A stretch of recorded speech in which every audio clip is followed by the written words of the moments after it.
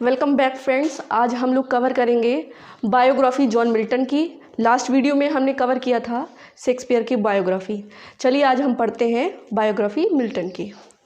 John Milton का birth 9 दिसंबर 1606 में हुआ था इंग्लैंड में। जॉन मिल्टन का बर्थ 19 दिसंबर 1608 में हुआ था। इसके बाद इनकी डेथ का देखते हैं। इनकी डेथ 1674 में हुई थी। जब इनकी डेथ हुई थी तब ये सिर्फ 65 वर्ष के थे। इसके बाद इनके पेरेंट्स पे आते हैं। इनके पेरेंट्स थे जॉन मिल्टन। इनके पेरेंट्स का नाम भी जॉन मिल्टन था और इनकी माँ का नाम, इनकी मदर थी सारा जाफरी। इसके बाद इनकी एजुकेशन में आते हैं। जॉन मिल्टन की जो एजुकेशन है वो हुई है एसटी पॉल्स स्कूल में। फिर उन्होंने कैम्ब्रिज यूनिवर्सिटी और क्राइस्ट कॉलेज में पढ़ाई करी है अपनी। इनके स्पाउसेस के बारे में जानेंगे तो इनके स्पाउसेस हैं, जो इनकी पहली वाइफ थी वो थी मैरी पॉवेल से इन्होंने पहले शादी की थी। इसके बाद मैरी पॉवेल की डेथ हो जाती है। उनके बाद इन्होंने कैथरीन वुडकॉक से शादी करी। इनकी सेकंड वाइफ है कैथरीन वुडकॉक। इनकी थर्ड वाइफ है एलिजाबेथ मिंशोल, जो कि जॉन मिल्टन से 30 साल छोटी थी, यंगर देन हिम। इसके बाद में इनकी ऑक्यूपेशंस देखते हैं। जॉन मिल्टन ने क्या क्या काम किए हैं और वो किस ऑक्यूपेशन के लिए जाने जाते हैं। तो belated Elizabethan poet, John Milton को बिलेटेड एलिजाबेथन पोइट के रूप में जाना जाता है। पैम्पलेटर, यानी कि जॉन मिल्टन थे, स्टार्टिंग में इन्होंने बहुत पैम्पलेट छापे थे। ये पैम्पलेटर की तरह इन्होंने भी काम किया है। इसके बाद हिस्टोरियन में इन्होंने हिस्ट्री के बारे में बहुत लिखा है, इसलिए इनको हिस्टोरियन भी कहा जाता है। फिर आते हैं civil servant for the Commonwealth of England में सिविल सर्वेंट रहे कॉमनवेल्थ में। तो किसकी सरकार के अंदर काम किया है इन्होंने? ओलिवर क्रॉमवेल की सरकार के अंतर्गत काम किया है। जो ओलिवर था, उन्होंने जॉर्ज प्रथम को गद्दी से हटाकर उनकी रेजिसाइड राजनीतिक हत्या कर दिया था। उसके बाद में वो गद्दी पे बैठ गया था। इसका समर्थन जॉन मिल्टन ने किया था, ओलिवर क्रॉमवेल का।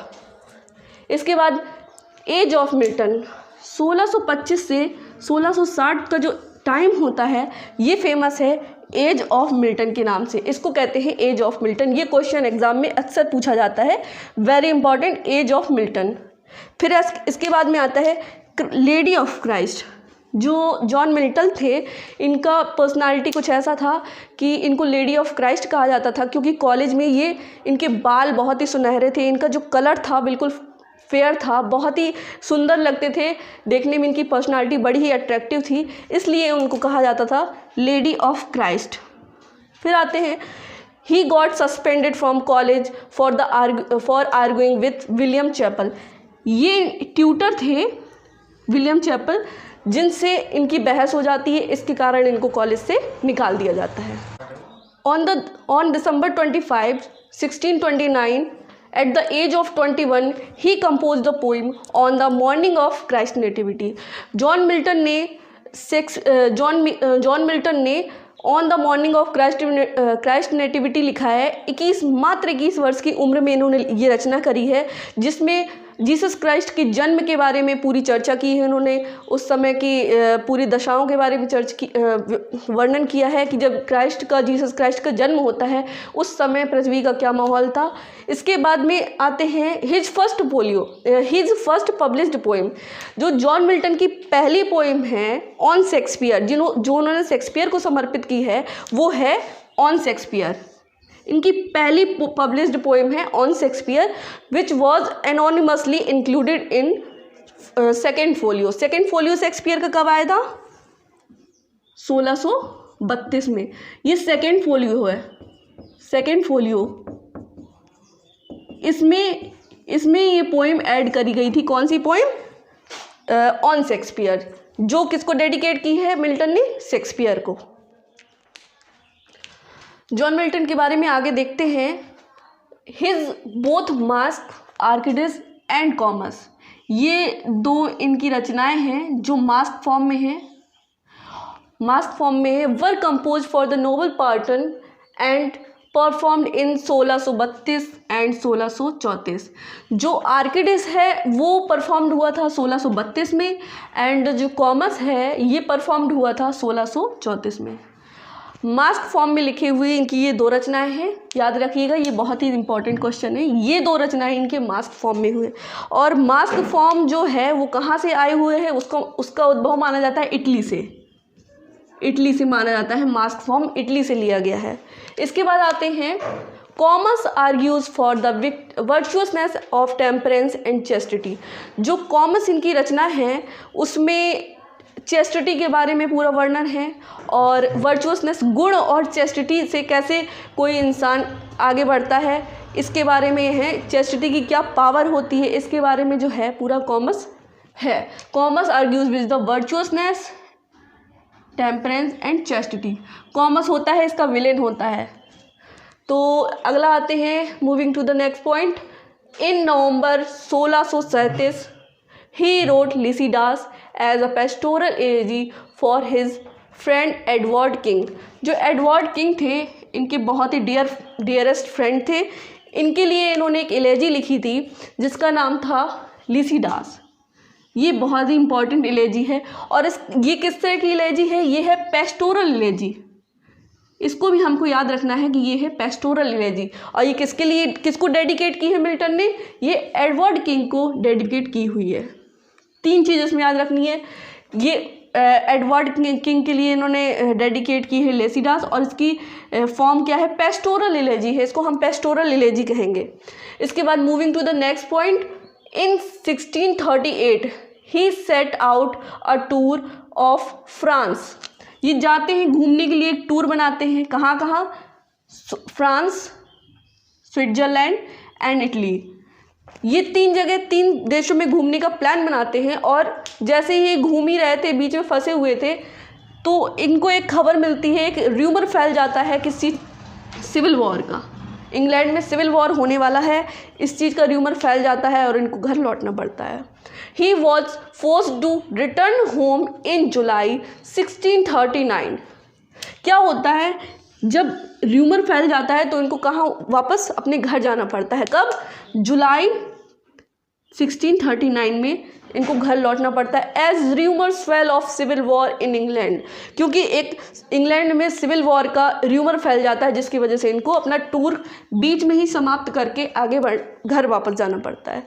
फिर आते हैं अगले पॉइंट में। In July 1639 he composed Epitaphium Damonis as elegy for his friend Charles देवदाती।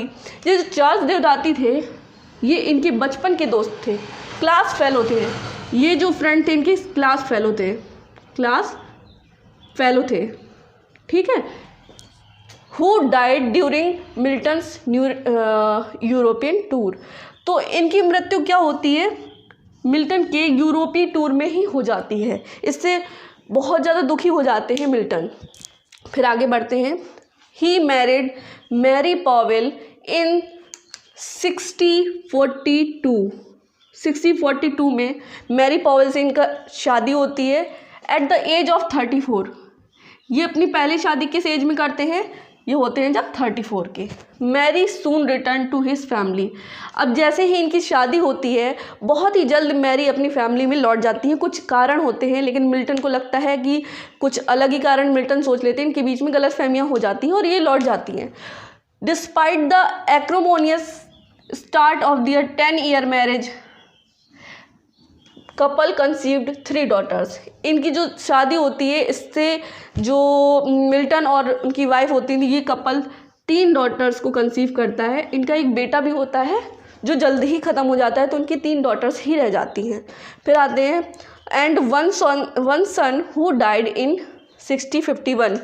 तो ये जो इनका सन होता है ये 1651 में सिर्फ 11 वर्ष की उम्र में ही इनकी मृत्यु हो जाती है। इनके सन का नाम, चलिए इनके बच्चों का नाम देख लेते हैं जो इनसे मैरी पॉवेल से हुए थे। ये पहली थी एनी, ये इनकी डॉटर थी Anne, Mary and Deborah. Anne, Mary and Deborah इनकी 3 daughters थी। और जॉन जो था, जॉन इनका सन था। देखिए इनके फादर भी जॉन थे, जॉन मिल्टन भी हो गए। जॉन मिल्टन के जो अगला बेटा होता है, उनकी अगली जनरेशन आती है, उसका नाम भी जॉन रख दिया जाता है। तो जॉन जो होता है ये 11 वर्ष की उम्र में ख़त्म हो जाता है। इसके बाद आते हैं in 1643 he wrote pamphlet condemning the England's divorce law. मतलब इंग्लैंड में जो डिवोर्स का जो कानून था उसका विरोध करते हैं कौन? जॉन मिल्टन, क्योंकि इनका डाइवोर्स के जो नियम थे इनको पसंद नहीं आ रहे थे, इसलिए इसका विरोध करते हैं। और ये क्या लिखते हैं? Doctrine and discipline of divorce, इसकी रचना करते हैं। इसको लिखते हैं doctrine and discipline of divorce. अब मिल्टन की आगे की बायोग्राफी देखते हैं। ही पब्लिश्ड एरोपेडिका प्रेस सपोर्ट। मिल्टन ने एरोपेडिका लिखी थी किस चीज़ के लिए? फ्री प्रेस, यानी कि प्रेस को लिखने की उस समय स्वतंत्रता नहीं थी। इंसान जो चाहे वो लिखता था तो सेंसर लगा दिया जाता। इसलिए मिल्टन ने प्रेस की स्वतंत्रता के लिए जो लिखा है वो है Areopagitica. Areopagitica is very important. Free press, Areopagitica for free press. इसके बाद में आते हैं republican government led by Oliver Cromwell. Oliver Cromwell थे, इन्होंने इसके पहले जो राजा थे उनकी रेजिसाइड राजा की हत्या करके फिर ये गद्दी पे बैठे थे, जिनको मिल्टन ने सपोर्ट किया था ओलिवर क्रॉमवेल को। इसके पहले जो राजा थे वो थे अराजक, एनार्किस्ट थे। इसके बाद इन्होंने सपोर्ट किया ओलिवर क्रॉमवेल को और ओलिवर क्रॉमवेल गद्दी पे बैठे। तो Republican government led by Oliver Cromwell, Milton support the removal of king. Milton ने किस चीज़ का सपोर्ट किया? Removal of king. मिल्टन कह रहे थे अगर जनता किसी राजा को नहीं पसंद कर रही है, वो अराजक हो रहा है, तो बेहतर है कि हम उसको हटा दें, इसलिए इन्होंने इस चीज़ को सपोर्ट किया। अब आगे आते हैं। He was appointed secretary for foreign tongue to Cromwell's government. जो मिल्टन थे, मिल्टन को बहुत सारी भाषाओं का ज्ञान था। मिल्टन बहुत ही ज़्यादा विद्वान व्यक्ति थे। इनको काफ़ी सारी इंग्लिश और इटालियन और फ्रांसीस, जाने कितनी सारी जितनी लैंग्वेज है सारी भाषाओं का इनको ज्ञान था। इसलिए इनको he was appointed secretary of foreign tongue. जैसे फॉरेन मिनिस्टर होते हैं उस टाइम पे सेक्रेटरी ऑफ फॉरेन टंग होते थे, जो सिलेक्ट किए गए किसकी गवर्नमेंट ने? क्योंकि इन्होंने क्रॉमवेल की गवर्नमेंट को सपोर्ट किया था। अब क्रॉमवेल की गवर्नमेंट आ गई तो इन्होंने इनको क्या बना दिया?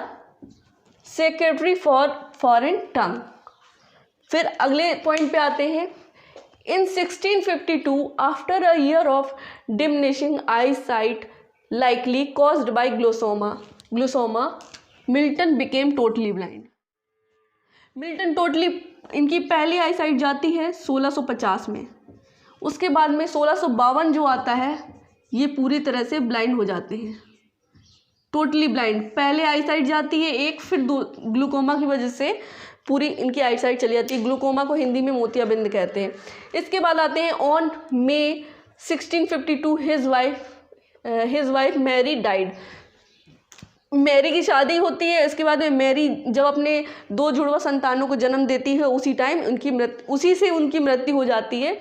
तो मैरी ख़त्म हो जाती है मई 1652 में इनकी मृत्यु हो जाती है। इसके बाद जॉन मिल्टन क्या करते हैं? नवंबर 1656, मतलब 2 साल के बाद he married to his second wife Katherine Woodcock. तो कैथराइन वुडकॉक, पहले मैरी आती है, मैरी के बाद में जो दूसरी वाइफ होती है, सीरीज याद रखिएगा, पहले मैरी आती है, मैरी के बाद कैथराइन वुडकॉक इनकी सेकेंड वाइफ होती हैं।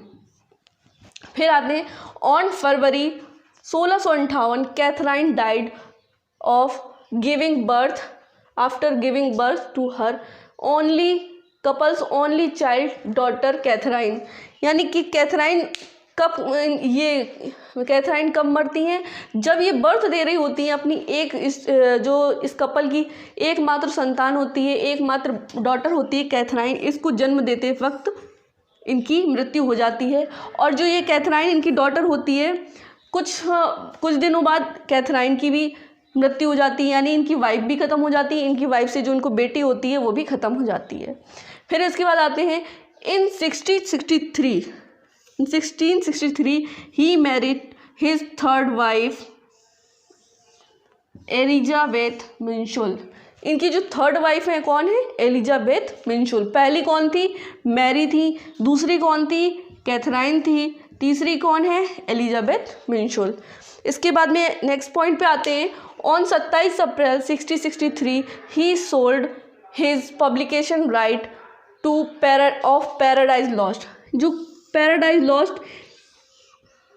है, इनकी सबसे ग्रेटेस्ट बोल सकते हैं क्रिएशन है पैराडाइज लॉस्ट। तो इसका कॉपीराइट वो किसको बेच देते हैं? सैमुअल सिमोन को। जो सैमुअल सिमोन है इनको ये बेच देते हैं $5 में, डॉलर नहीं, पाउंड। सैमुअल सिमोन को 5 पाउंड में ये क्या कर देते हैं? इसका कॉपीराइट, किसका? पैराडाइज लॉस्ट का कॉपीराइट दे देते हैं। इसके बाद आते हैं on November 1674 he died of gout. तो इनकी मृत्यु किससे हो जाती है? इस बीमारी का नाम याद रखिएगा, गाउट। कब होती है इनकी मृत्यु? 1674 में। 1674 में गाउट से इनकी मृत्यु हो जाती है। इसके बाद he considered him Edmund Spenser. Edmund Spenser को याद रखिएगा। जो एडमंड स्पेंसर हैं, हिज मास्टर इन पोइट्री, अपना मास्टर माना है इन्होंने। जॉन मिल्टन ने एडमंड स्पेंसर को अपना पोइट्री में मास्टर माना है। फिर दिस मैन कट्स, एक कोटेशन इनके बारे में कही गई है जो बहुत फेमस है, जॉन ड्राइडन ने बोली है, this man cuts all out and ancient too. This man cuts all man, यानी कि जो मिल्टन है इन्होंने अपने टाइम के जितने इनके कॉन्टेम्प्रेरी हैं उनको तो बीट किया ही है, इसके साथ साथ जो इनके एंशिएंट टाइम के भी जो राइटर थे इन्होंने उनको भी बीट किया है। आज के सेशन में हमने जॉन मिल्टन की बायोग्राफी कवर की है। नेक्स्ट सेशन में अगले राइटर को हम कवर करेंगे।